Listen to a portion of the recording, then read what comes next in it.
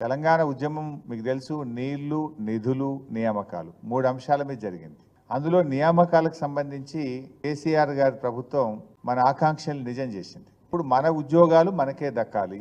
ఆ రోజుల్లో ఏంటంటే 60% లోకల్ రిజర్వేషను, 40% నాన్ లోకల్ అని ఓపెన్ కోటాని నింపేవాళ్ళు. 30-60-40లుగా నింపేవాళ్ళు. కానీ గౌరవనీయులు కేసీఆర్ గారు చాలా శ్రద్ధ పెట్టి రాష్ట్రపతి ఉత్తర్వుల సవరణ చేసి 95% లోకల్స్కు మన తెలంగాణ బిడ్డలకు ఉద్యోగాలు దక్కే విధంగా జీవో నంబర్ 124 2018 సంవత్సరంలో జీవో 124 ఇచ్చాం.